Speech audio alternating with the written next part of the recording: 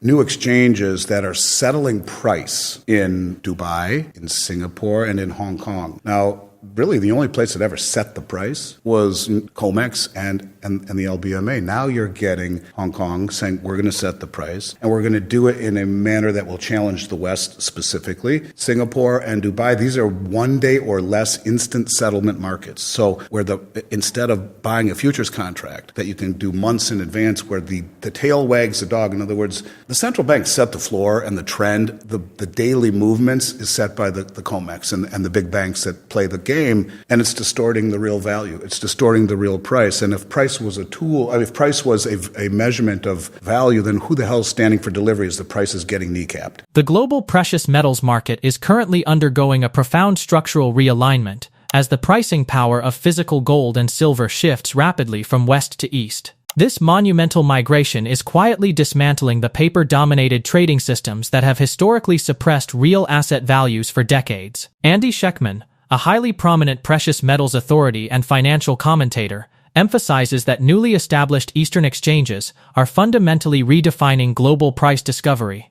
He argues that newly active, instant settlement hubs in Dubai, Singapore, and Hong Kong are directly challenging Western COMEX and LBMA monopolies. Schectman predicts that as Western financial institutions continue to suppress paper prices, Eastern nations will aggressively stand for physical delivery, ultimately draining these Western vaults and permanently moving the global metals desk to Asia. This physical-first trend is set to completely break the artificial and highly distorting influence of paper derivative contracts over real asset values. Now, we present the clips from Andy's interview. Before we continue to discuss this, please hit the like button, subscribe to the channel, and ring the bell icon. Thank you, and enjoy the video. I think instead fundamentals should be driving everything. Problem is the fundamentals are blurred and hidden by the mainstream who really don't talk about what's happening. I mean, I'll give you an example. In the month of June, we saw $14 billion worth of gold delivered on COMEX. $14 billion delivered on COMEX. Now, not all of it left the COMEX market. It doesn't matter. This is a market that was typically predicated for decades on the belief or understanding that investors wouldn't stand for delivery. They would cash settle, they would roll forward, or they would exit the position. It was done to hedge, not to speculate, largely. A miner, as an example, here at the conference, who has their production coming due will forward sell it on COMEX to hedge. They're happy with the price, they'll hedge it. Or a company like mine who has 2 million ounces of silver in a warehouse to sell will hedge 2 million ounces. I'm not going to stand for delivery. I'm using it to offset risk. And when the inventory is sold, then I close out that position. So what we're seeing now is massive deliveries. New exchanges that are settling price in Dubai, in Singapore, and in Hong Kong.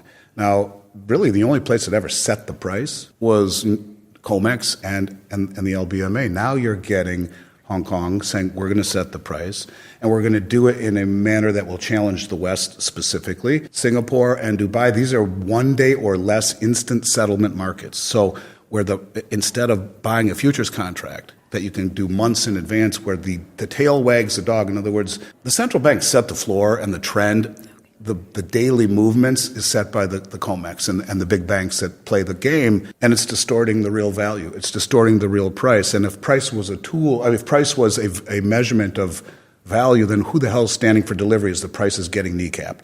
And so the point of it is that the rest of the world says, we're going to build an infrastructure to challenge it. And the reason that these countries aren't pissed off and more vocal about it is they're the ones accumulating it. So if we're stupid enough to suppress the price on paper, well, they're going to stand for delivery. Look at the numbers, the export numbers to China. They're off the charts. China's been buying nonstop as we're stupid enough to suppress the paper price. Why wouldn't they? In fact, they jump into the game too, but it's getting to the point where open interest on COMEX is so low, that means there's not as many ready and willing and able players to take the other side to short the market after all of the nonsense. In other words, it's like a lot of the players that you would normally find on COMEX have picked up their toys and they're going to a different sandbox.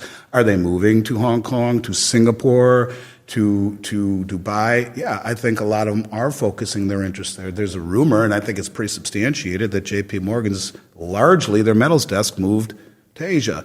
That is where things are moving to. What is really different about it is that they are settling. And this is, in essence, not metal moving from west to east. It is the infrastructure of a paper-settled market moving to a much faster, non-dollar-based market, deliverable in Asia. And it's very relevant in Hong Kong that not only have they built a new metals exchange where you can take physical delivery for things like digital yuan, which is the premise of all of the rails being built, whether it be the CIPS, the Cross Interbank Payment System, or the M-Bridge, that are allowing countries to trade with one another, to trade with one another using their local currencies, settling imbalances in gold. That's what we see happening. But what's really relevant about Hong Kong is that when gold leaves China, it has to leave out of Hong Kong, has to. So you now have a vault there, but they're doing it where price will be settled there. Instead of it being only settled in the West, they're now going to settle it in the East, where you could argue the emphasis is on reality there, because it's give me the gold now, that's what it's worth. Not I'm going to buy a futures contract, and in fact, I'm going to sell a whole bunch to drive the price down. And all of the nonsense that we see with paper contracts largely would be curtailed if prices settled in the East, and that's what we're seeing. It's a very big deal. The rails are being built where all of these vaults will connect.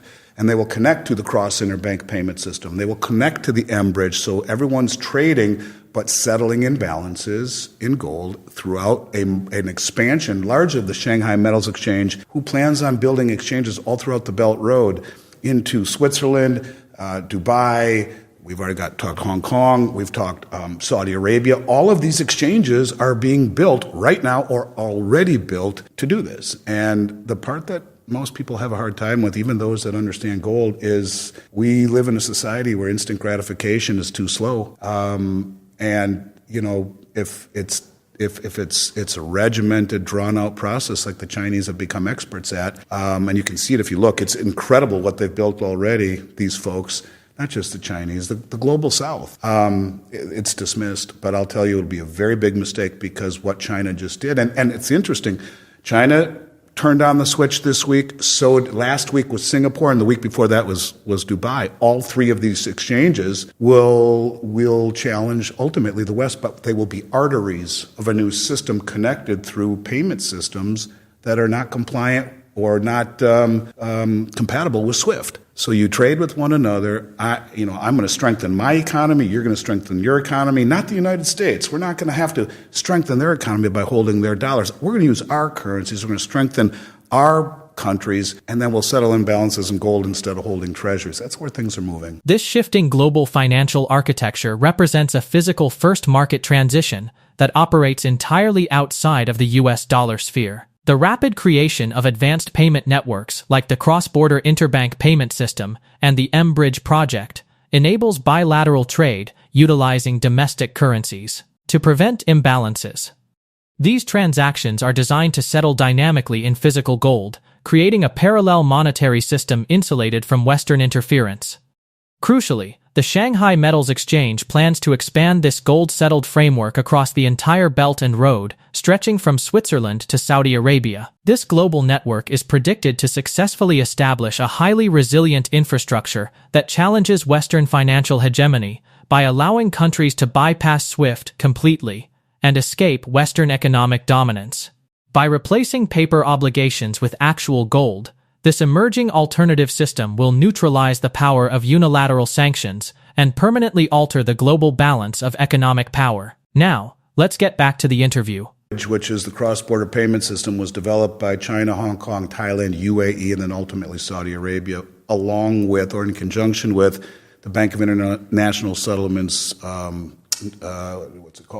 Innovation Hub. So the BIS, which is a Western institution, decided to help. And at the 12th hour 2 years ago, as they were going to roll it out in Russia, Gustas Carsons, the then acting general manager, said, we have to pull out. BIS is out. We're pulling the plug on it because we can't be involved in any payment system that would allow countries to sidestep Western sanctions. It's as if they just realized Russia was the R in BRICS and pulled the plug. It was done in what I felt was like espionage. It was James Bond. It was right in your face. It was done specifically, and it really aggravated the BRICS. really aggravated them. So what they are doing now is everything that they would otherwise be doing, but they're calling it the expansion of, or the internationalization of the yuan.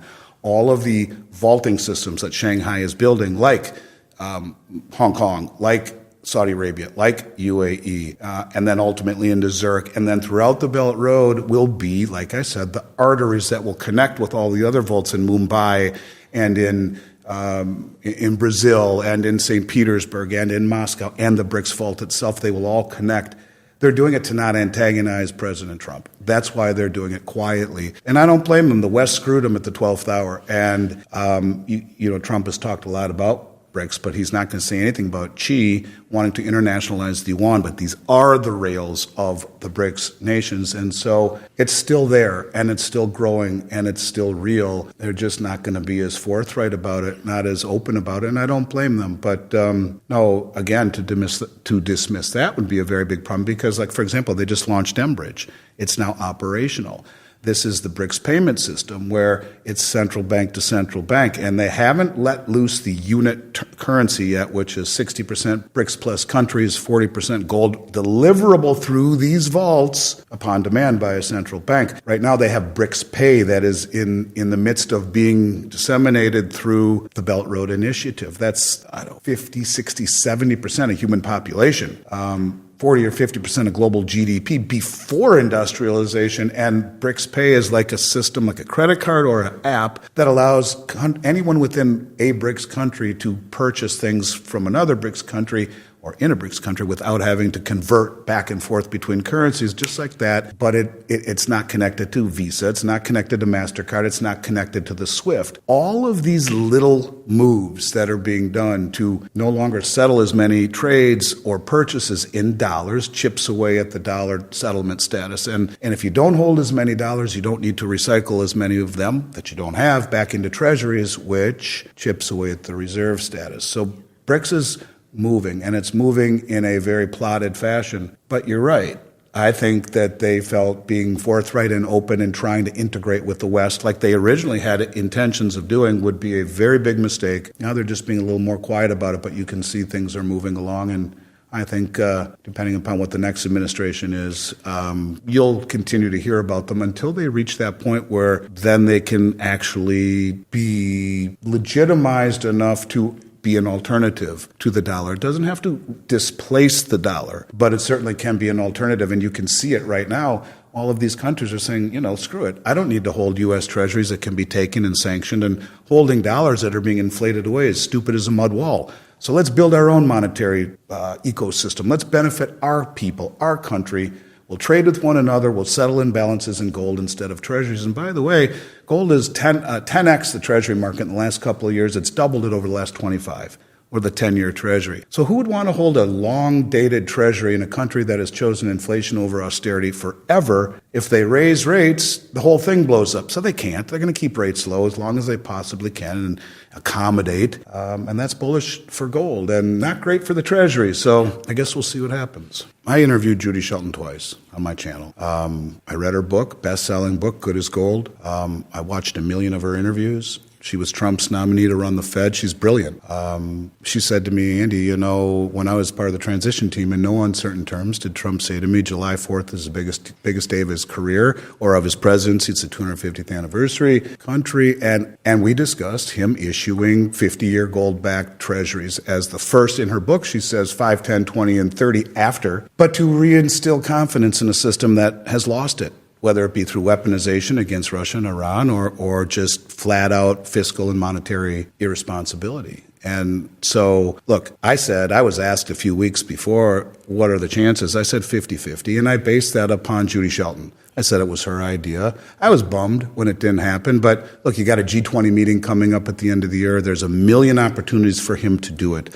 I will tell you this unequivocally, whenever you go out on a limb and mention a date, a specific time frame, invariably you end up disappointed. There's no upside. July 4th was a bummer. And look, when you take all of the things around us, you got Scott Bessent earlier saying, I'm going to remonetize the balance sheet of the United States. You got Trump saying it's the golden era.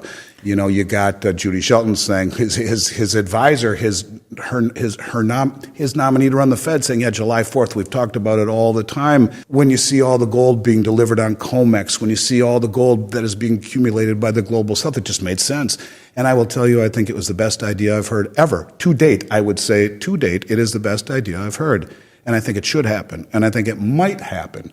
Should it have happened July 4th? Well, that's what we all wanted, and that's what Judy thought it would. That doesn't mean it's not going to happen. I don't think a gold revaluation is something that we should all count on. Maybe they market to market, as they should. They should at least market to market on their balance sheet, which would give the Treasury General account $1 trillion free and clear. That's the accounting. But, you know, the fact that it didn't happen July 4th was a bummer to the industry, but again, I don't think it's the end of the story. It's just another series of slight disappointments for people in this industry. But, you know, through it all, gold and silver seem to have found a way to outperform almost everything since I've known you. And there's been bumps in the road and volatility and white knuckling and nauseated, counterintuitive price action for a long time. But in the end, it's like the tortoise finds a way to get to the finish line before the hare.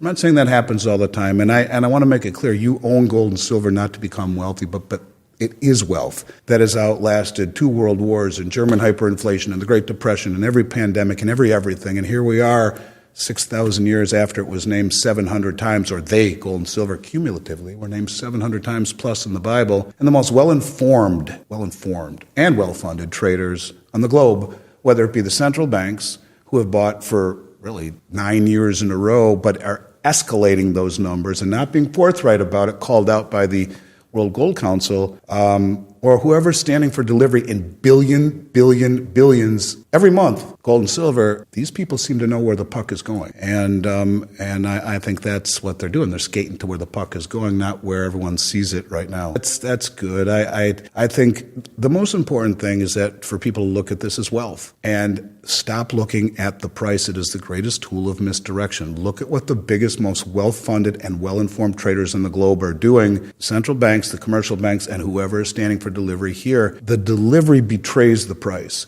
The delivery betrays everything, because if it was just about price, then the central banks are no dummies. They wouldn't be buying it.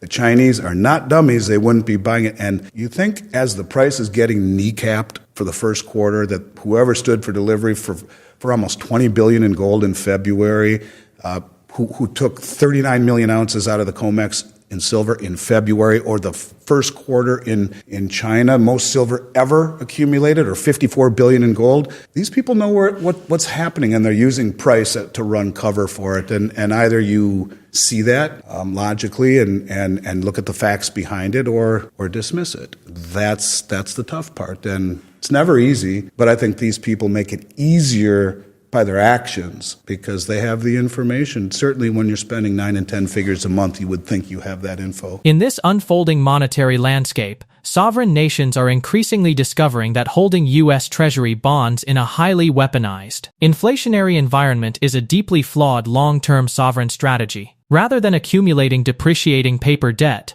central banks globally are dramatically accelerating their physical gold acquisitions to protect sovereign national wealth against systemic risks. The launch of decentralized transactional platforms like BRICS Pay provides an advanced medium for domestic commerce across Asia and the global south, completely bypassing traditional Western financial corridors such as Visa, MasterCard, and SWIFT. This ongoing paradigm shift directly challenges the decades-old reserve currency status of the US dollar. Looking forward, predictions indicate that the Federal Reserve is trapped in an inescapable monetary dilemma. If policymakers raise interest rates, the massive debt burden will destabilize the entire global banking system, meaning they will keep rates artificially low for as long as possible. This systemic accommodation is predicted to remain extremely bullish for physical gold and silver prices, cementing their role as the ultimate vehicles for wealth preservation over fiat paper obligations. Share your thoughts about this interview in the comment section below. If you found this video helpful, please hit the like button, subscribe to the channel, and ring the bell icon. Thanks for watching.